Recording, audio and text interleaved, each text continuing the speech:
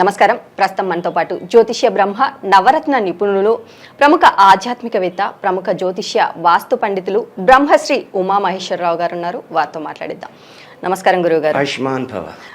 గురువుగారు, చాలా మంది అమ్మాయిలు కావచ్చు, అబ్బాయిలు కావచ్చు, వివాహం కాని స్త్రీ పురుషులు, అలాగే వివాహం అయినప్పటికీ కూడా సంతానం కలగని వారు చాలా మంది ఉంటారు. మరి వారికి ఎందుకు ఇలా అవుతుంది అనేసి అంటారు?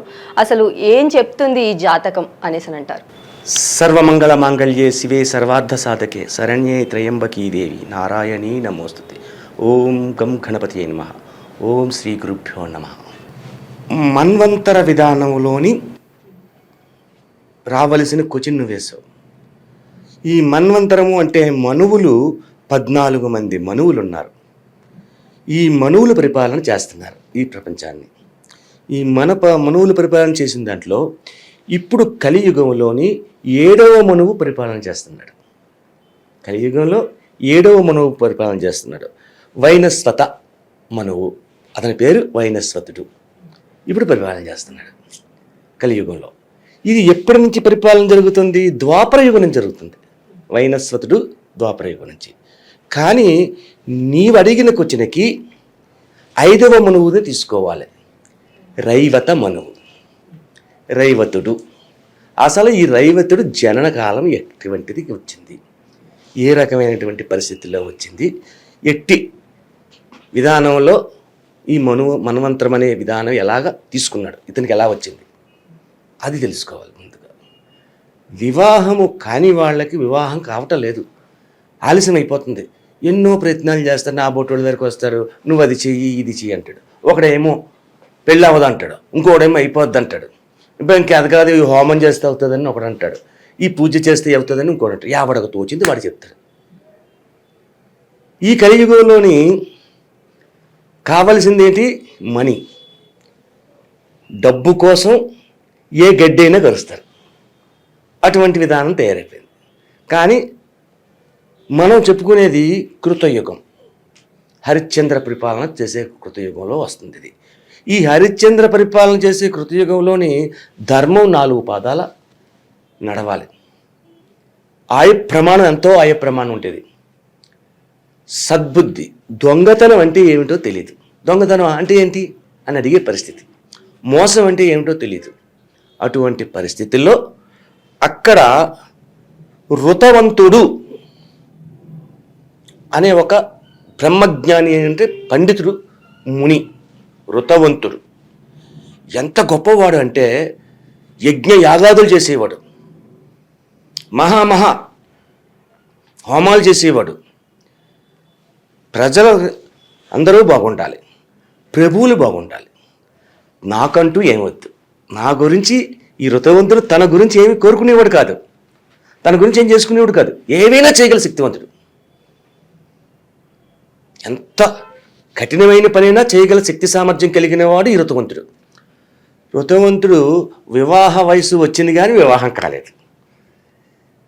నాకు పెళ్ళి అవ్వాలి అని ఆయన అనుకోలేదు. అనుకుని చిన్న హోమం చేసుకుంటే అయిపోతుంది. ఆయన చూసుకోలేదు. నాకెందుకు, ఏదైనా ఆ భగవంతుడే చూస్తాడు, మనకేం అవసరం లేదు అనే టైప్లో ఉన్నాడు. అలా కొంతకాలం అయ్యేసరికి అక్కడ ఒక బ్రహ్మర్షి అయిన నారద మహర్షి వచ్చాడు.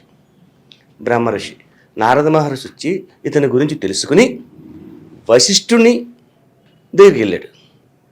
వశిష్ఠుడు ఆలోచించి, ఈయనకి వివాహం అవ్వలేదు, మీరు ఎవరో పట్టించుకోకపోతే ఎలాగండి, చూడండి మరి అంటే, దాని ఏముంది, నేను చూస్తాను, మా బంధువుల అమ్మాయి వస్తుంది, వెళ్ళి కుదుర్చుకుని వచ్చి ఇతనికి వివాహం చేద్దాం అని ఒక మాట అనుకున్నారు.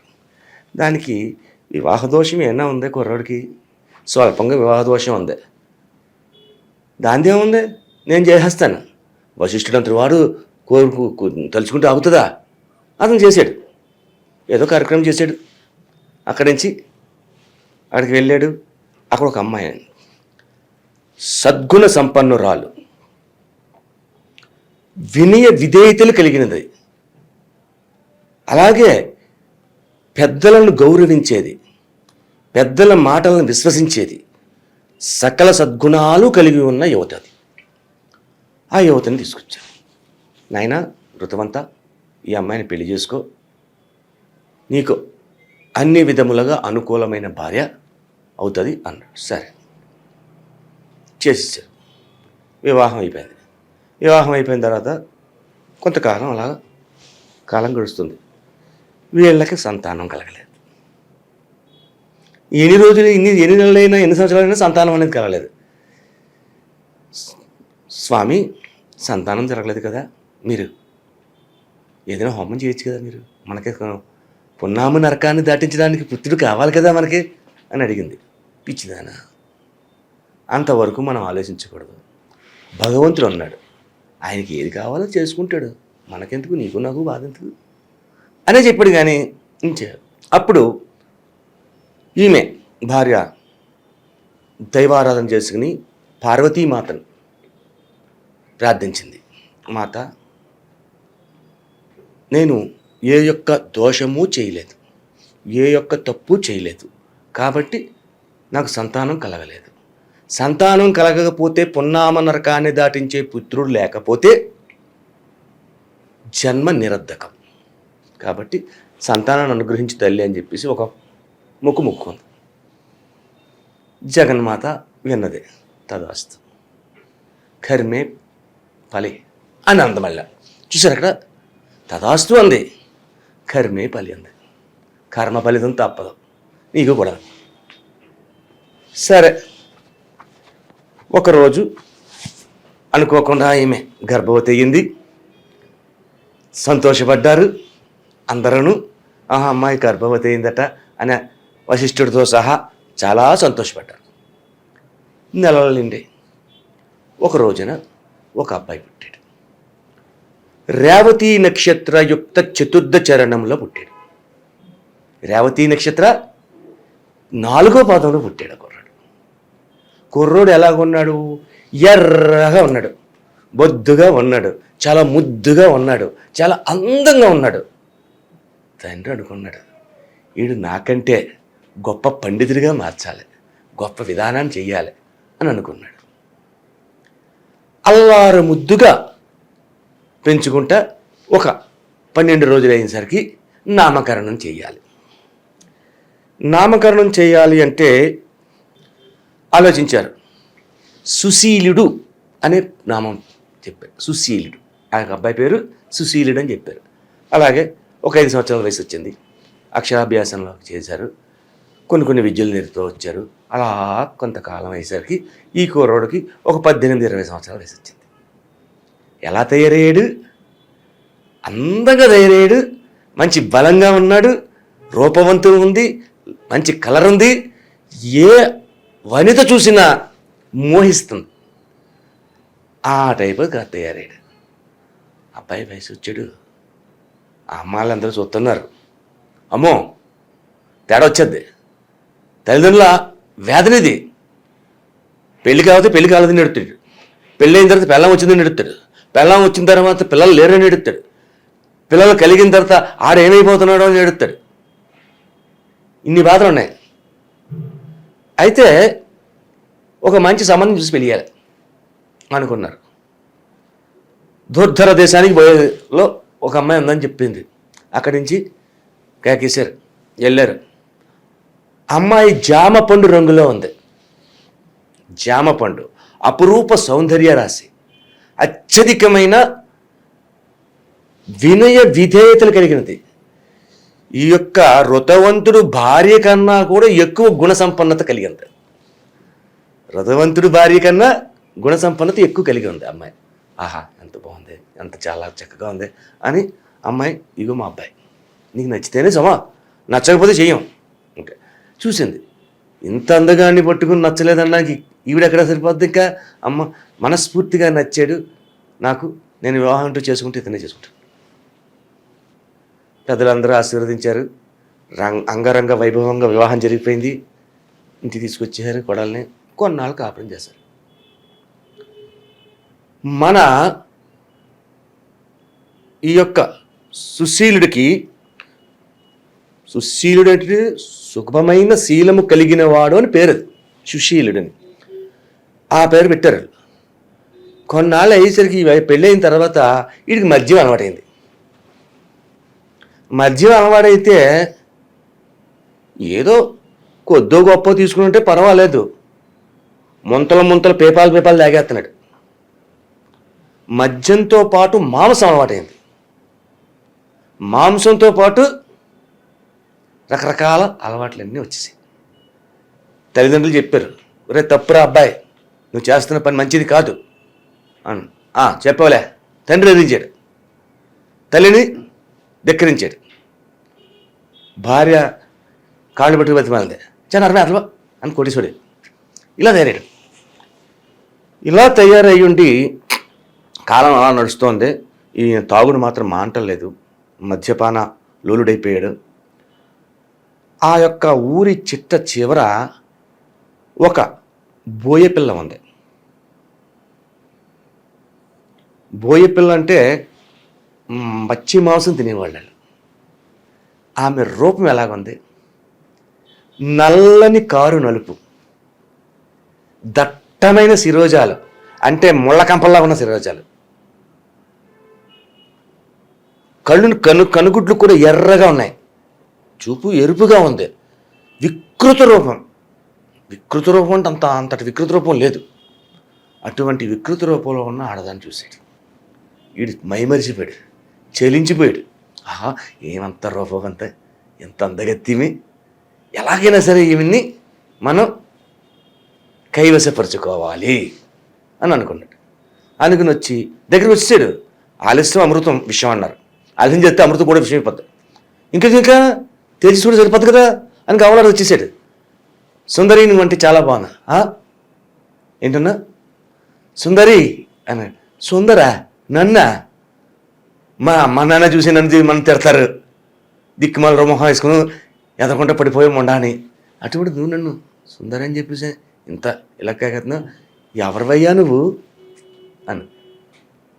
అయితే ఈవిడికి తెలుసు ఎవరు ఈయన, ఋతవర్ణుడు కుమారుడు, ఈమెకు ఒక భార్య ఉంది, ఆ భార్య అపురూప సౌందర్య రాశి అనే విషయం తెలుసు. అయ్యయ్యో, ఋతవంత ముని పుత్రుడీడు, మహానుభావుడైనా ఈయన కానీ మనం కానీ దగ్గరికి తీసుకున్నాం అనుకో, ఆయన శపించేస్తాడు. ఆ శాపం వల్ల మనం నాశనం అయిపోతాం, నా కుటుంబమే నాశనం అయిపోద్ది. ఓరు నాయన, నీవు ఎక్కడ, నీ భార్య చాలా అందగత్తి, నువ్వు ఇలాగ భావ్యం కాదండి, మీరు వెళ్ళిపోండి వెనక్కి అని ఒక నమస్కారం చేసి పంపించింది.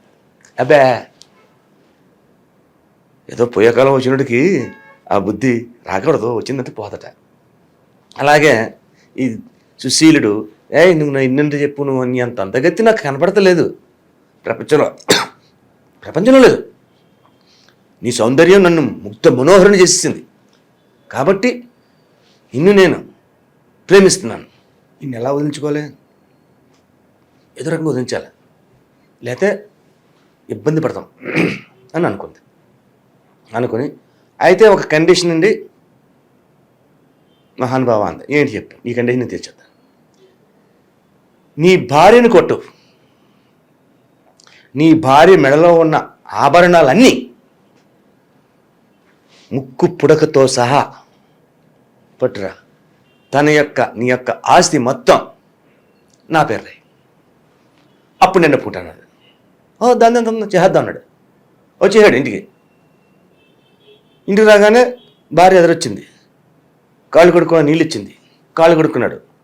కాళ్ళు కడుక్కున్న తర్వాత తన పమిట చెంగుతోటి కాళ్ళను ఒత్తి లోపల తీసుకెళ్ళి ఒక కుర్చీలో కూర్చోబెట్టి మంచినీళ్ళు పట్టుకొచ్చింది. కొట్టి ఆ మంచినీళ్ళు ఇసిరికొచ్చాడు. ఏమే, అలసి వచ్చిన భర్తకి మంచినీళ్ళు ఇస్తావా? మద్యం ఇవ్వాలి. అదేంటండి మద్యం అంతే, మద్యం ఇవ్వాలి, మంచినీళ్ళు ఇవ్వడానికి ఇవ్వలేదు, నువ్వే వస్తాయి ఇవ్వడానికి అని 4 తగిలించాడు. తండ్రి వచ్చాడు. రే దుర్మార్గుడా, ఏంట్రా ఈ పని, ఆడపిల్లలు కొడుతున్నావు, కోడలు ఉత్తమురాలు అని చెప్తుంటే తండ్రిని ఒక గంటాడు.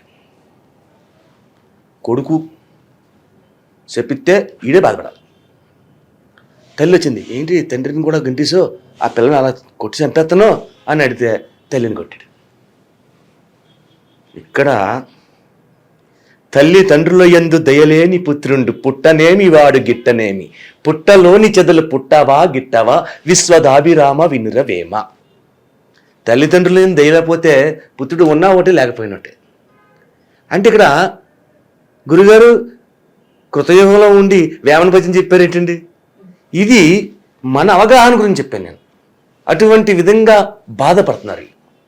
బాధపడేసరికి కొడుతున్నాడు, బంగారం అంతా పట్టుకుపోయాడు, ఆస్తి అంతా తీసుకెళ్ళిపోతున్న సమయంలో భార్య అడిగింది. మరి కొంచెం భార్య అడుగుతుంది, ఎప్పుడో ఒకప్పుడు అడగద్ది, అంత సాత్వికురాలైనా. ఏమిటి నువ్వు చేస్తున్న పని? ఎవరితో దిక్కుమాలి దానికోసం ఆస్తిని తీసేస్తున్నావు, బంగారం పట్టుకెళ్ళిపోతున్నావు, నన్నా దేహశుద్ధి చేస్తున్నావు బాగాను, భార్యను కూడా లేకుండా అంటే మళ్ళీ కొట్టాడు. నువ్వు ఇక్కడ ఉండొద్దు, మీ పుట్టింటికి పో అని చెప్పాడు. పుట్టింటికి పో అని చెప్పేసి తల్లిదండ్రులు కూడా అటు చెప్తున్నా వినకుండా వాళ్ళని కూడా కాళ్ళతో తన్నేసి వెళ్ళిపోయాడు. ఈ అమ్మాయి పుట్టింటికి బయలుదేరింది అనుకున్నారు. బాధాతప్త హృదయముతోటి కనులు వెంట కన్నీరు కార్చుకుంటూ హృదయ వేదనతోటి నడుచుకుంటూ వెళ్ళింది. ఒక పర్వత శిఖరానికి చేరింది. ఇంక నా బతుకెందుకు, నా తల్లిదండ్రులకి ముఖాన్ని ఎలా చూపించుతాను? ఆయన వెనక్కి రాడు, అత్తమామలా ఏం చేయలేకపోయారు, తల్లిదండ్రులకి బాధ కలిగించిన ఎందుకు అని చెప్పేసి దూకేసింది, ఆత్మహత్య చేసుకుంది ఆమె. ఇంత జరిగినా ఏమీ చేయలేని తల్లిదండ్రులుగా ఉంటే తండ్రికి ఈ ఋతవంతుడు మహా తపస్సంపన్నశాలి, అతను అంత గొప్పవాడు. రోగంలోకి వచ్చింది, మానసికమైన రోగం, మనోవ్యాధికి మందే లేదు. ఆ రోగాన్ని పెట్టుకున్నాడు. ఇంత జరిగినా ఏమీ చేయలేని తల్లి ఉంది కాబట్టి తల్లికి కుష్టు వ్యాధి వచ్చింది. వీళ్ళిద్దరు వ్యాధిగ్రస్తులు అయిపోయారు. ఈడ అలా పోయాడు. ఈడ ఎవరికి ఆ స్టోర్ తీసేద్దాం, కట్ అయిపోయింది. ఆ అమ్మాయితోటి వెళ్ళిపోయాడు, ఆ బోయపల్లితో. వీళ్ళు తల్లిదండ్రులు అలాగా తీర్థయాత్రలకైనా పోదాం, ఏం చేస్తున్నాం, ఇక్కడ ఉండలేకపోతున్నాం అని చెప్పేసి ఆకులు అలంలో తింటూ అలా కొంత దూరం వెళ్తున్నాడు. అలాగ వెళ్ళగా ఒక అడవిలో ఒక ఆశ్రమం కనపడింది. ఆశ్రమం కనపడగానే ఇక్కడ ఎవరో ఆశ్రమం వాసులు ఉన్నారు, ఒక నమస్కారం చేసుకుని వెళ్తే మనకి మంచి జరుగుద్ది అన్న ఉద్దేశంతో అక్కడికి వెళ్ళిన తర్వాత బయట కొంతమంది ఉన్నారు. అయ్యా ఈ ఆశ్రమం ఎవరిదని? గర్గుల వారి ఆశ్రమం అన్నాడు. గర్గుడా? ఇక్కడికి వచ్చాడా? ఈయన తెలుసు, గర్గుడు అంటే మహా జ్యోతిష్య పండితుడు. ఎంతటి జ్యోతిష్య పండితుడు అంటే మనిషిని చూసి చూడగానే వాడి మనోగత విధానము, భవిష్యత్తు, వర్తమానము, భూత భవిష్యత్తు వర్తమాన కాలాల్ని వెంటనే గ్రహించి వెంటనే జాతకం చెప్పగలరు. అంతటి గొప్పవాడు గర్గుడు, గర్గేశ్వరుడు అనేవారు. ఆ గర్గుడు అంటున్నాడు అనగానే గొప్ప లోపలికి వెళ్ళిపోయి వెంటనే కాళ్ళమే పడిపోయాడు. వీళ్ళిద్దరు పూలు వేశారు, పూలు వేసి నమస్కరించారు, తలని కాళ్ళకు తాకించి నమస్కరించారు. నాయనా లేక అన్నాడు. చూశాడు, ఓ ఋతవంత మౌనా, ఋతవంతుడు అంటే మామూలుడు కాదు, అందరికీ తెలుసు. చూసాడు, ఋతవంత మామ, నమస్కారం. ఏమిటండి? ఏముందండి, దుశ్శీలత కలిగిన భార్య లేదా దగ్గర? నా భార్య మహాపతివ్రత, దుశ్శీలత్వం లేదు. అలాగే నేనా ఎవరికైనా కూడా చీమంత హాని చేయలేదు, ఎవరినీ బాధ పెట్టలేదు. బాధ పెట్టకుండా ఉండగా పెద్దలు వశిష్ఠ మహాముని అంతటి వాడు సంబంధం కుదిరించాడు, మాకు వివాహం చేసింది. నారద ముని కూడా వివాహానికి అటెండ్ అయ్యాడు. అటువంటి విధంగా జరిగితే నాకు ఇలాంటి దుర్మార్గుడు, దుష్టుడు, నీచుడు, చండాలుడైనటువంటి కుమారుడు ఏంటిది? నా జాతక ప్రభావమా, ఈవిడి ప్రభావమా ఏంటి? దయచేసి నాకు తెలియదు. గరుకుడు చిన్న చిరునవ్వు నవ్వుకున్నాడు. నాయనా, నీ ప్రభావం కాదు, ఆమె ప్రభావం కాదు. వీడు రేవతి నక్షత్రయుక్త చతుర్థ చరణంలో పుట్టాడు. రేవతి నక్షత్రంలో పుట్టినందు వల్ల వీడి జాతకం ఆధారది. అది మళ్ళీ కనిష్ట పాదం. అయితే దీనికి కారణం అని చెప్పబోతున్నాడు. పూర్తి అవ్వలేదు ఇక్కడ. ఈ ఋతవంతుడికి అసామాన్యమైన కోపం వచ్చేసింది. కట్టాలు దించిపోయింది. ఏంటి, రేవతి నక్షత్రం వల్ల వచ్చిందా? ఆ దుష్టురాలు, నీచురాలు, అటువంటి నక్షత్రం ఆకాశం ముందు ఉండకూడదు, దానివల్ల నా కొడుకు పాడైపోయాడు, ఈ దిక్కుమాల నక్షత్రం అని నోటుకొచ్చినట్టుగా మాట్లాడి వెంటనే కమండలం తీశాడు. ఓసి రేవతి, ఆకాశ మండలంలో ఉండడానికి నీకు అర్హత లేదు, నీవు నికృష్టమైన తారవు, నేల కొరిగిపోగాక అని చెప్పి చెప్పించి ఆ జలం కొట్టాడు. మహానుభావుడు. రేవతి నక్షత్రం అంటే చిన్న నక్షత్రమా? నక్షత్రాలు మనకు చిన్న చిన్న మినుకు మినుకుంటే కనపడుతున్నాయి, కానీ చిన్నవి కావు, మన భూగోళం కంటే పెద్దవి, మహాకాంతివంతమైన. రేవతి నక్షత్రం అంటే 27వ నక్షత్రం. రేవతి నక్షత్రం 27. అటువంటి నక్షత్రం ఉండకూడదని చెప్పేసి శపించాడు. ఏంటనే తార దిగిపోతుంది, జారిపోతుంది. చంద్రుడు చూస్తున్నాడు, సకల దేవతలు చూస్తున్నారు. అయ్యో, రేవతి జారిపోతుంది, ఏంటి, ఏమైంది అని దివ్యదృష్టి చూస్తే, ఓహో, ఋతవంత మహాముని శాపం తప్పదు. ఎవడు మార్చలేడు. ఋతవంతుడు అంటే గొప్పడు, అటువంటి గొప్పవాడు శపిస్తే రేవతేటి దక్ష ప్రజాపతి అని కింద నిలబడిందే, రేవతి తండ్రి. చంద్రుడిని కింద నిలబడిందే, అవసరమైతే దేవేంద్రుడు కూడా కింద నిలిపోతాడు. అంత గొప్పవాడు. అతని కోపం, శాపం అంత పవర్ఫుల్గా ఉందండి. అలా దిగుతా ఉండగా కుమద పర్వతం, కుమిది పర్వతం అనే పర్వతం ఉంది భూలోకంలో. ఆ కుమిది పర్వతంలోని ఆనుకుని ఒక ఆశ్రమం ఉంది. ఆ ఆశ్రమం ఎవరిది? ప్రమూచుడు అనే మునిది. ఆయన గొప్పవాడు. ప్రమూచుడు చాలా గొప్పవాడు, అసామాన్యమైనటువంటి శక్తి సామర్థ్యాలు కలిగినవాడు. సరిగ్గా ఈ రేవతి నక్షత్రం వచ్చి కుముద పర్వతం మీద పడింది. ఒక ఇనపం బొద్దలాగా ప్రకాశవంతం ఉంది అందులో. ఇక్కడ ఈ కుముద పర్వతం మొత్తం కదిలిపోయింది. ఎప్పుడైతే కుముద పర్వతం కదిలిందో దానికి దగ్గరలో ఉన్న ఈ ఆశ్రమం కూడా కదిలింది. ఆశ్రమంలో ఈయన గారు జపజాలంలో జప చేస్తున్నాడు. ఈయన కదిలాడు. ఏంటిది ఇంత కదిపుచ్చింది, ఏమైంది అని చెప్పేసి బయటకు వచ్చాడు. బయటకు వచ్చి పర్వతం దగ్గర చూశాడు. మహానుభావుడు దివ్య దృష్టితో చూశాడు. ఓహో, రేవతి నక్షత్రం ఇది. ఋతవంత మహాముని శపించాడు. అమ్మో, ఋతవంతుడు శపించాడు, అందుకని రేవతి పడిపోయింది కంతా. అయ్యో, ఏంటిది ఇంత జరిగింది, విధి, సరే ఏం చేస్తాం అని తను తాను సర్దుకొని ఆ యొక్క ఇనప గుండు కింద పడిన ఇనప ముద్దలాగా పడిందా దాని గురించి ఆ వెలుతురుగా చూస్తున్నాడు. అందులో వెలుతురు ఉంది. ఆ వెలుతురు అలా బయటకు వచ్చి ఒక చిన్న పాపగా తయారైంది. రేవతి నక్షత్రంలోంచి అంశగా పుట్టింది ఈ అమ్మాయి. ఓహో, ఇది ఏదో కారణ జన్మతత్వం వస్తుంది, దేనికో జరుగుతుంది, ఏదో మొత్తం మీద విధి విధానాన్ని చెప్పవలసిన పరిస్థితి వచ్చింది, కాబట్టి ఈ అమ్మాయిని పెంచుదాం అని చెప్పి ఆ అమ్మాయిని తీసుకెళ్ళి పెంచుకుందాం. ఏం పేరు పెడదాం? రేవతినే పెడదాం. రేవతి అంశం పుట్టింది కదా, రేవతి నక్షత్రం రేవతి అని పెంచుతుంది. ఎప్పుడూ కూడా ఈయన ఈ అమ్మాయిని అమ్మాయి రేవతి అని పిలవలేదు, అమ్మ, తల్లి అని పిలిచేవాడు. రేవతి అని పేరు పెట్టిన అమ్మాయికి కూడా పేరు తెలియదు. తన పేరు రేవతి అని. ఆ ఆశ్రమానికి ఎవరు రారు, ఎవరిని వచ్చినా అపురూప సౌందర్యవతిగా మారిపోతుంది. ఉండి కొల్లి ఓ 18 సంవత్సరాల వయసు వచ్చింది, 16.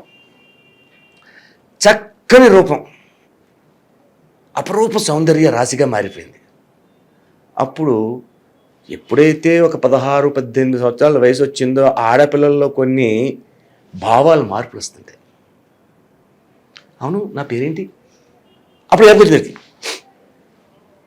తండ్రి నన్ను మీరు ఎప్పుడు అమ్మ అని కేకేస్తున్నారు కాబట్టి నా పేరు తెలియలేదు. వచ్చి నా పేరేటండి, కళ్ళు మూసుకుని నవ్వుకుని, నీ పేరు రేవతి అమ్మ, నీ పేరు రేవతి అని పెట్టాను.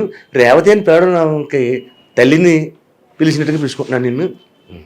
ఆహా, నా పేరు రేవతి, బాగుంది, నా పేరు బాగానే ఉంది. అయితే మరి నాకు వివాహం చేయవా అని అడిగింది. అమ్మో, అవును కదా, వివాహం చేయాలి కదా, వివాహ వయసు వచ్చింది, వివాహం చేయాలి కదా, సరే వివాహం చేద్దాం. ఎలాగా వరుణ్ణి ఎతకడం చాలా, వివాహం చెయ్యాలని చెప్పేసి అనుకునే తల్లిదండ్రులకు ఉన్న బాధ ఏంటంటే వరుణ్ణి ఎతకడం ఎంతో కష్టం. వచ్చిన వాడు ఎలా ఉంటాడో, పిల్లని ఎలా చూసుకుంటాడో, అల్లారు ముద్దుగా పెంచుకుని పెద్ద చేశారు వీళ్ళు, విద్యాబుద్ధులు నేర్పుతారు. ఇంత చేసిన తర్వాత ఒక దుర్మార్గుడు వస్తే ఏం చేయాలో అర్థం కాని పరిస్థితి. ఇటువంటి స్థితిగతుల్లో ఆలోచిస్తుంటే గొప్పవాడైన ప్రముఖుడు అంటే మామూలుడేం కాదు, గొప్పవాడు. ఎవరిని అడగడం ఏంటి? అగ్నిదేవుని అడుగుదాం. వివాహం అంటే అగ్నిసాక్షి చేయాలి కదా, అగ్నిదేవుని అడుగుదాం. అంటే ఎంత గొప్పవాడో చూడండి. ఇక్కడ ఎంతంత భగవంతుని దగ్గర రప్పించుకుంటున్నారు వీళ్ళు. వెంటనే హోమం చేశాడు, అగ్ని రక్షణ అయ్యాడు. ప్రముఖ మహామునికి నమస్కారం అన్నాడు. నమస్తే అగ్నిదేవ, మా అమ్మాయి రేవతి జన్మ వృత్తాంతం నీకు తెలుసు, నీకు తెలియంది కాదు ఏం జరిగిందో. రేవతి నక్షత్రం రాలిపోయింది, ఇప్పుడు రేవతి లేదు. కానీ ఈ అమ్మాయి ఆంశ వచ్చింది, ఈ అమ్మాయికి వివాహం చెయ్యాలి. ఎలా చేయమంటావు? ఎవడు వరుడు? నువ్వే చెప్పాలి. మంచి ప్రశ్న వేసావయ్యా, చాలా బాగుంది. సరే, ఆడపిల్లకి పెళ్లి సంబంధం ఎదగడానికి అనేక గ్రామాలు ఊర్లు తిరుగుతూ ఉంటారు. నీకు ఆ బాధ లేదయ్యా. నేను ఒక మాట చెప్తున్నాను, ఆశ్రమం నుంచి బయటికి పంపకు మీ అమ్మాయిని, అలా ఉంచు, ఆశ్రమంలోనే ఉంచు. నువ్వు వాడు కూర్చో, నీ పని నువ్వు చూసుకో. నీ యొక్క ఆశ్రమానికి వచ్చి వరుడు ఎవరు? దుర్ధనుడనే మహాచక్రవర్తి, మామూలుడు కాదు. దుర్ధనుడనేవాడు మహాచక్రవర్తి. ఆ చక్రవర్తి నీ ఆశ్రమానికి వచ్చి నీ అమ్మాయిని ప్రియా అని కేకేస్తాడు. ప్రియా అని కేకేస్తే వాడే నీ అల్లుడు అని చెప్పేసి చెప్పాడు. ఇదేదో బాగానే ఉంది, తిరిగే సమస్య లేదు మనకి, పెళ్లి కొడుకు ఎత్తుకునే సమస్య లేదు, ఆడే వస్తాడట. దుర్ధన మహారాజు, దుర్ధనుడు అంటే మహాచక్రవర్తి. సరే, కొంతకాలం అయింది. దుర్ధనుడు అనే చక్రవర్తి వేటకని బయలుదేరాడు. అలా వేటాడాడు. వేటాడుతూ ఉండేసరికి ఈ దాహం వేస్తుంది. ఎక్కడా సెలయేరు కనపడతలేదు, మురిగ్గుండు కూడా కనపడతలేదు. ఏంత దారుణంగా ఉంది పరిస్థితి, ఏం చేయాలని చెప్పేసి అలాగా వస్తూ ఉంటే కుముది పర్వతం. ఎప్పుడైతే ఈ పర్వతం మీద, కుముది పర్వతం మీద రేవతి నక్షత్రం పడిందో అప్పటి నుంచి ఆ పర్వతాన్ని రైవత పర్వతము అని పిలవడం మొదలుపెట్టారు. ఆ రైవత పర్వతం దగ్గరికి వచ్చాడు దుర్ధనుడు. ఎవరో కనపడతలేదు, లోపల ఎవరైనా ఉన్నారేమో, మునాశ్రమం, మునివర్యుణ్ణి చూద్దాం అన్న ఉద్దేశంతో లోపలికి వెళ్ళి చూశాడు. ముని కనపడలేదు. ఇక ఇక్కడ ఎవరు లేరుటి అని చెప్పి మళ్ళీ వెనక్కి ముందుకు వెతికి మళ్ళీ లోపల తొంగి చూసాడు. ఒక అపురూప సౌందర్య రాశి అయిన అమ్మాయి ఉంది. ప్రియా, దాహంగా ఉంది, కొద్దిగా మంచినీళ్ళు ఇస్తావా? ఇంటి వెనక భాగంలోని అగ్నికి హోమం చేస్తున్నాడు ఈ యొక్క తండ్రి. ప్రముఖుడు హోమం చేస్తున్నాడు. ప్రియా అని అమ్మో నాళ్ళు వచ్చేసాడనమాట. అగ్నిదేవ నువ్వు వాగు తర్వాత చేద్దాం అని చెప్పేసి అది అక్కడ పాడేసి గబలాడ పెట్టుకొచ్చాడు. అక్కడి నుంచి ఉన్నాడు. ఏమని పిలిచాను అన్నాడు. ప్రియ అవును ఏంటి ఇలా పిలిచాను నేను? మహానుభావ, నేను ఫలానా దుర్ధన చక్రవర్తిని.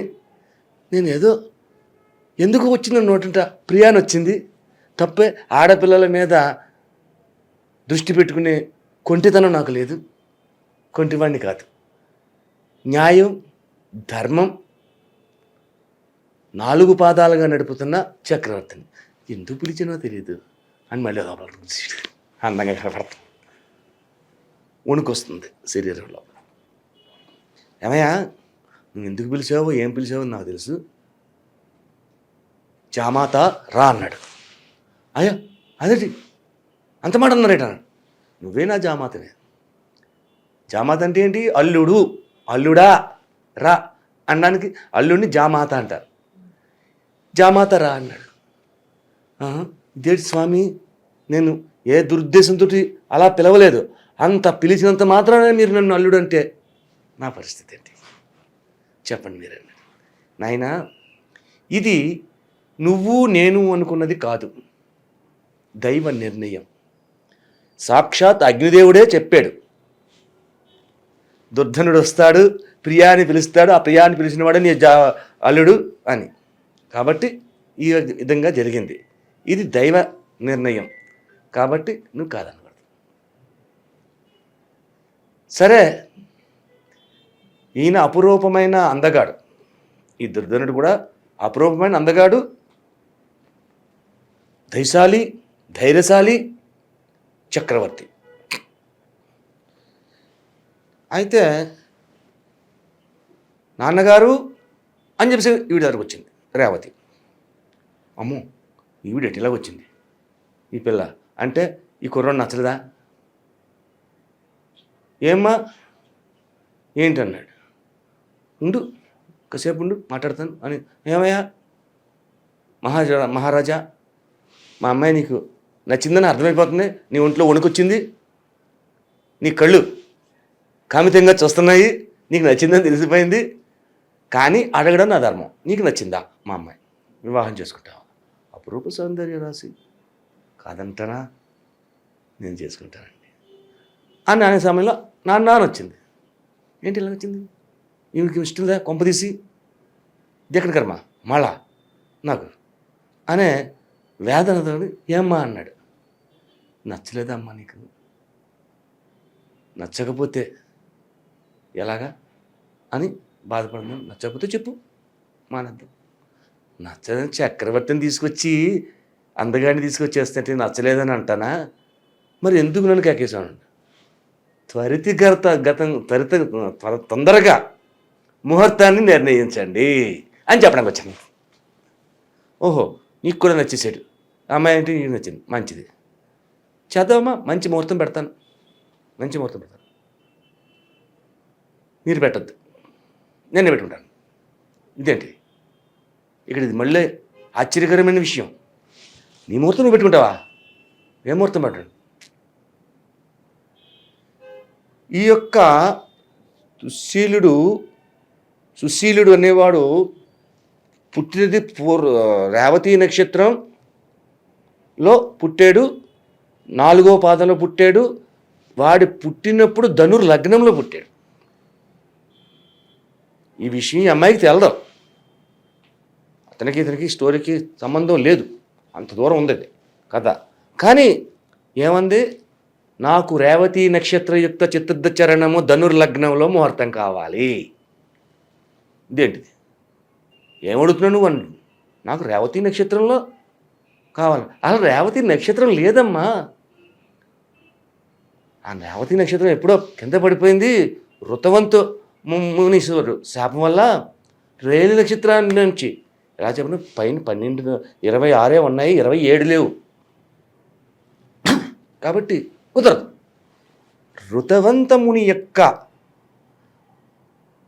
యోగదాయకమైనటువంటి శక్తి సామర్థ్యాలు కలిగినటువంటి ఋతవంత మునేంద్రుడు రేవతి నక్షత్రాన్ని గగనములో అత్యంత ప్రకాశవంతమైన రేవతీ నక్షత్రానికి కింద పడిపోమని శపించేదంతటి గొప్పవాడైనప్పుడు నన్ను రేవతి అని పేరు పెట్టి పెంచిన ప్రమూచి మునేంద్రుడు ఎంతటి గొప్పవాడు. నువ్వు అంతకంటే గొప్పడు. నువ్వు ఋతవంత మునే గొప్పవాడని చెప్పి నువ్వు చెప్తున్నావు. ఆ ఋతవంత ముని కంటే నువ్వు గొప్పవాడు నువ్వు అన్నాడు. అంటే సరే ఋతవంత ముని అదంత పని నేను చేద్దాం అని ఒకసారి కళ్ళు మూసుకున్నాడు. కొద్దిగా చిన్న పని ఉందమ్మ అక్కడ చేయడానికి, ఒక గంట సమయం ఆగు, నేను చేస్తాను, మహారాజా మీరు కూడా కూర్చోండి అని చెప్పేసి ఆయన అదృశ్యమై వెళ్ళాడు. ఎక్కడికి వెళ్ళాడు? ఋతవంతుడు దగ్గరికి వెళ్ళాడు. ఏ రకంగా ఉన్నాడు ఋతవంతుడు? మనస్సును చలించిపోయి పిచ్చివాడిగా ఉన్నారు. భార్య కుష్టి వ్యాధితోటి బాధపడుతుంది. వాళ్ళందరి దగ్గరికి వచ్చాడు. ముందు వచ్చి ఆయుష్మంతులుగా చేశాడు. ఆరోగ్యాన్ని కుదుటపరిచి పుణ్యలోకాలే పంపించేశాడు. మీరు ఇక్కడ ఉండకూడదు, నీ అంత గొప్పవాళ్ళు. ఎందుకంటే వారి విధానం ఋతవంతు విధానం వల్లే వచ్చింది ఇక్కడ అమ్మాయి. మళ్ళా ఋతవంతు మళ్ళీ గోపగించుకుని మళ్ళీ చెప్పిస్తే ఏదైనా ప్రమాదం జరగవచ్చు. కాబట్టి వాళ్ళని పుణ్యలోకాలకు ఊర్ధ్వలోకాలకు పంపించేశాడు ఈ ప్రమోచుడు. తర్వాత వచ్చాడు. నా పని అయింది అక్కడ. ఎందుకంటే వాళ్ళని పంపకుండా ఇక్కడ రేవతిని మళ్ళా పైకి పంపడం కుదరదు. తన తపోశక్తి అంతా ధారపోసి రేవతి నక్షత్రం మళ్ళా పూర్వ విధానంగా వైభవపేతంగా ఉండుగాక, పుణ్యక్షేత్ర ఆకాశ గమనానికి వెళ్ళుగాక. లేచింది రేవతి, ప్రకాశవంతంగా లేస్తూ నింగికిసింది, చంద్రుని పక్కకి చేరుతుంది. రేవతి వచ్చేసింది కదా ఇప్పుడు, తండ్రితో రేవతి వచ్చింది కదా. రేవతి నక్షత్రం చతుర్థ చరణం, ధనుర్ లగ్నంలో నాకు పెళ్లి కావాలి, పెట్టి ముహూర్తం. అలా రేవతి నక్షత్రయుక్త చతుర్థ చరణే ధనుర్ లగ్నే అని ఒక ముహూర్తాన్ని సెట్ చేసి ఈ యొక్క దుర్ధన చక్రవర్తికి ఈ రేవతికి పెళ్లి చేశారు. కొంతకాలమైంది. ఈ దుర్ధనుడికి 10 మంది మగ సంతానం కలిగింది, ఒకే ఒక్క అమ్మాయి కలిగింది. కొంతకాలం అయ్యేసరికి వీళ్ళు పెద్దవాళ్ళు అయ్యారు, ఎదుగుతున్నారు, అంత చేస్తున్నారు. దుర్ధనుడు అప్పుడు ఇతను మళ్ళా ఈ యొక్క ప్రమోచుని దగ్గరికి వచ్చాడు. మామగారి దగ్గరికి నమస్కరించాడు. ఏనైనా నా అమ్మాయికి పెళ్లి చేయాలండి, వరుడు ఎక్కడా తెలియట్లేదు, నాకు మీరు చెప్పాలి. మళ్ళీ నాకే పెట్టావా వరుడు గురించి? సరే చూద్దాం అని చెప్పేసి మళ్ళా ఒక మహర్షి ద్వారా తెలుసుకున్నాడు. వరుణ్ణి ఎక్కడ ఉన్నాడా ఏంటా అని చెప్పేసి ఎదుగుతే అప్పుడు ఈ దుర్ధనుడు అన్నాడు, నా అల్లుడు ఎలాగ ఉండాలి అంటే బ్రహ్మతో మాట్లాడగలిగిన వాడై ఉండాలి. బ్రహ్మలోకి వెళ్ళి బ్రహ్మతో మాట్లాడగలిగిన శక్తి ఉండాలి. ఆశీర్వాదాన్ని ప్రముచుడు ఒక మనువై ఉండాలి, మన్వంతరానికి పరిపాలన చేసేవాడై ఉండాలి. అలాగే ఏదైనా సాధించగలిగిన వాడై ఉండాలి, ఎంతటి సాధించినదైనా అటువంటి వాడై ఉండాలి నాకు వల్లుడు. ఎక్కడ దొరుకుతారా నాయన ఆలోచించాడు. రైవంతుడు అనే ఒక సద్బ్రాహ్మణుడు ఉన్నాడు, రైవంతుడు. ఆ రైవంతునికి ఇచ్చి వివాహం చేస్తే రేవతిని చక్కగా ఉంటుంది. ఈ అమ్మాయి పేరు కూడా రేవతే పెట్టారు, రేవతిని పెట్టారు. రైవంతుడికి ఇచ్చి పెళ్లి చేద్దాం. మళ్ళీ పెళ్లి జరిగింది. వీళ్ళిద్దరికి సుఖ సంతోషాలకు కొంతకాలం గడిపాడు. సుఖ సంతోషాలు గడుపుతుంటే రైవంత మహారాజు మళ్ళా సంతాన విధానంలో అమ్మాయికి ఉంది. అమ్మాయికి పేరు తల్లి పేరు పెట్టాడు, మళ్ళీ రేవతి. ఈ అమ్మాయి పెద్దదైంది, ఎవరికి ఇచ్చి పెళ్లి చేయాలి? రైవంతుడు అంటే మామూలుడు కాదు కదా. ప్రముచుని కంట అంతకంటే ముందుగా ఉన్న వాళ్ళకంటే కూడా చాలా గొప్పవాడు. మనువు పరిపాలకుడు. ఇదంతా కాదు, మనం డైరెక్ట్ ఆలయాలటి బ్రహ్మదేవుడిని అడుగుదాం, బ్రహ్మలోకి పోదాం. కూతురు తీసుకెళ్ళిపోయాడు, రేవతిని తీసుకుని అటు వెళ్ళిపోయాడు. బ్రహ్మ ఇలా కళ్ళు మూసుకున్నాడు, యోగ దృష్టిలో ఉన్నాడు. ఒక క్షణంతో కాదు, ఒక క్షణమైంది, కళ్ళు తెరిచాడు. బ్రహ్మదేవ ప్రమాణం. నాయనా రేవంత, ఏం తిలగొచ్చు? ఇలాగ నా కూతురికి వివాహం చెయ్యాలనుకుంటున్నాను. వివాహానికి విష్ణు సంకల్పితమైన వివాహం కావాలి, నాకు అల్లుడు కావాలి, మామూలు పనికిరాడు. మీ అమ్మాయి పేరు కూడా రేవతి పెట్టాను నేను, మా అమ్మగారి పేరు, మా అమ్మ పేరు రేవతి అంటే బ్రహ్మ ఒక నవ్వు నవ్వాడు. నాయనా నువ్వు వచ్చి ఇక్కడ నుంచున్నావు, నువ్వు ఒక మనువ్వి, ఇప్పుడు నువ్వు భూలోకానికి వెళ్ళాలి. మళ్ళా అక్కడ ఏమున్నది అనుకున్నావు? నీ వాళ్ళు ఎవరూ లేరు, అంతా అయిపోయారు, అక్కడ ఎవరు లేరు. నువ్వు 5వ మనువ్వి, ఇప్పుడు అక్కడ 7వ మనువు పరిపాలిస్తున్నాడు.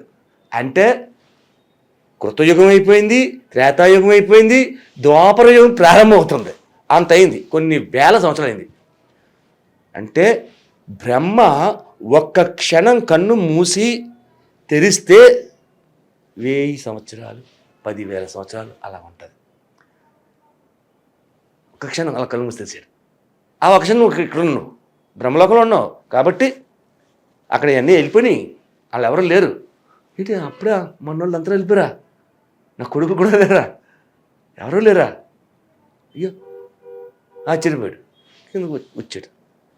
వచ్చేసరికి ఇక్కడ ప్రళయాలు వచ్చేసాయి. కన్ను మూసేసరికి ప్రళయాలు వచ్చేసాయి. ఎన్నో లోకాలు, ఎన్నో సంవత్సరాలు, వేల సంవత్సరాలు గతించిపోయినాయి. ఆ తర్వాత ఇక్కడ ద్వారకా నగరంలోని కూడా మునిగిపోయింది. అప్పుడు ద్వారకా నగరం మునిగిపోయిన తర్వాత కుశస్థలిపురము అనే పట్టణంగా చేసి పరిపాలన చేసేవారు. అది కూడా అయిపోయింది. అక్కడ కృష్ణ పరమాత్ముడు వచ్చి ఆ కుశస్థలి పర్వతం మీద కొంచెం చేసి మళ్ళా ద్వారక నిర్మించి ద్వారకా నగరం అని పేరు పెట్టాడు. అయితే ఇక్కడికి వచ్చిన తర్వాత మరి నా కూతురికి పెళ్లి చేయాలంటే ఎలాగైంది అని బ్రహ్మని అడగగానే, నువ్వు వెళ్ళు, శ్రీకృష్ణుడు అక్కడ ఉన్నాడు, శ్రీకృష్ణ పరమాత్ముని అడుగు. వాళ్ళ అన్నయ్య బలరాముడు ఉన్నాడు, ఆ బలరాముడే ఈ అమ్మాయికి తట్టుకోగలడు, ఇంకెవరు తట్టుకోలేరు. ఆ బలరాముడు అంటే శేషశయ్య, అంటే బలరాముడు శ్రీకృష్ణుని యొక్క అంశ. బలరాముడు రేణుకాదేవికి పుట్టాడు కాబట్టి అన్నగారు అయ్యాడు కృష్ణుడికి బలరాముడు. ఆ అమ్మాయితో వివాహం జరగాలి అన్నాడు. సరే చేద్దాం. వెళ్ళాడు, కృష్ణుడి దగ్గరికి వెళ్ళాడు, నమస్కరించాడు. కృష్ణుడికి తెలియంది ఏముంది? కృష్ణు మందే జగద్గురు, ఆయనకు తెలియదందా? 5వ మనువు వచ్చాడు. దేనికి వచ్చాడు? వివాహానికి వచ్చాడు. బ్రహ్మ పంపాడు. అన్నీ అర్థమేమి? మహారాజా చెప్పండి అన్నాడు. మీరెవరు అని అడిగాడు. అయ్యో నేను ఎవరంటే ఏం చెప్పనండి, రైవంతుడునే, మనువుని నేను, 5వ మనువును. రైవంత మనువు నువ్వా? అమ్మో అని ఆశ్చర్యం నటించాడు. సరే ఇలాగా నీ అన్నగారైన బలరాముణ్ణి ఈ అమ్మాయికి ఇచ్చి వివాహం చేయాలని చెప్పేసి సంకల్పంతో వచ్చాను, చెయ్యండి. అబ్బాయి మన చేతిలో లేదా అది మా తాతగారు, మా నాన్నగారు, మా అమ్మ వీళ్ళందరినీ అడిగి చెయ్యాలి. మా తాతగారి దగ్గరికి వెళ్ళిపోండి. ఉగ్రసేనుడు. ఎవరి ఉగ్రసేనుడు? కంసుని యొక్క తండ్రి, కంస చక్రవర్తి యొక్క తండ్రి ఉగ్రసేనుడు. ఆ ఉగ్రసేనుడి దగ్గరికి వెళ్ళి మనవవుతారు వీళ్ళందరూ. కాబట్టి అడిగారు. ఉగ్రసేనుడు, ఎవరయ్యా నువ్వు? డైరెక్ట్గా వచ్చి బలరాముణ్ణి అడిగి అంత గొప్పవాడైపోయావు, అంటే ఆ 5వ మనువు అయిన రైవంతడును అన్నాడు. మనువా, నువ్వా? అబ్బబ్బా, నువ్వు మిమ్మల్ని ఎప్పుడు చూడలేదు, కానీ మీ గురించి ఎన్నో విషయాలు చెప్పుకున్నాం, సంకల్పాలు చెప్పుకుంటున్నాం. ఆనాటి వ్యక్తి మీరు వచ్చాడు, ఇది కాదని నాకేముందండి అని ఈ యొక్క రేవతిని బలరాముడికి ఇచ్చి వివాహం చేశారు. బలరాముడు ఎంతటి గొప్పవాడు, కృష్ణుడికి కన్నా హంస వచ్చాడు. రేవతి సద్గుణ సంపన్నరాలు, మహా యోగదాయకమైన శక్తి సామర్థ్యాలు కలిగింది, శాంత స్వభావం కలిగింది. శాంత స్వభావం. రేవతి, బలరాముడు భార్య రేవతి అంటే మామూలుది కాదు. అయితే ఈ కథ అంతా మనం రేవతి రేవతి రేవతి అన్న పదాలతోటే వచ్చింది. అయితే ఎందుకు వచ్చింది ఇన్ని పదాలు? భగవంతుడు ఈ కథలో పెట్టడానికి గల కారణం, సూక్ష్మమైన కారణాలు చాలా ఉన్నాయి. కారణం ఏమిటంటే, రేవతి నక్షత్రయుక్త చతుర్థ చరణములో ధనుర్లగ్నములో పుట్టిన సుశీలుడు అనేవాడు జాతకాన్ని మారిపోయింది వచ్చింది.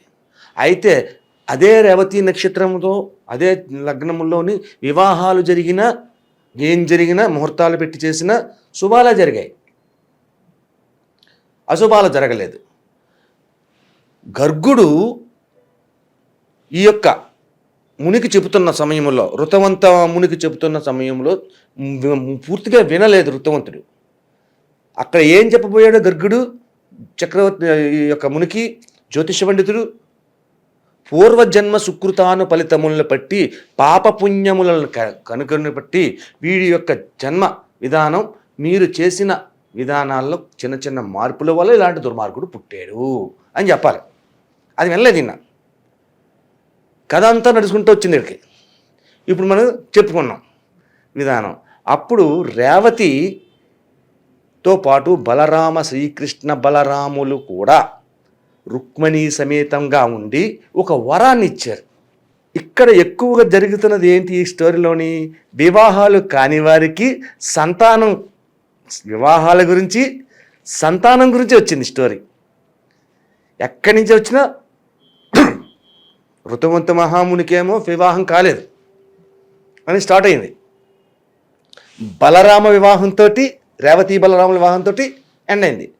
ఇక్కడ దీనికి ఏదో ఒక కారణాన్ని ఇవ్వాలి కాబట్టి, వివాహం కాని వాళ్ళు, సంతానతత్వం పొందలేని వారు, పూర్వజన్మ సుకృతాను ఫలితాన్ని బట్టి కొన్ని దోష పరిహారాలు ఉన్నందువల్ల ఇవన్నీ జరగటం లేదు. కాబట్టి ఈ కథని భక్తి శ్రద్ధలతో విని, అలాగే కృష్ణాష్టమి రోజునాడు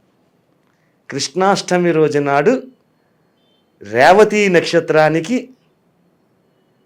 కొద్దిగా ఆర్ఘ్యం ఇచ్చి, నమస్కరించి రేవతి నక్షత్రాన్ని పూజ చేస్తే వివాహం కాని వారికి వివాహం అయిపోద్ది, అలాగే సంతానం లేని వారికి సంతానము కలుగుద్ది. ఇది ఈ యొక్క మనువు, రైవత్ మనువు గురించి తెలుసుకోవలసిన విశేషమైన సంగతి. ఓం నమః శివాయ.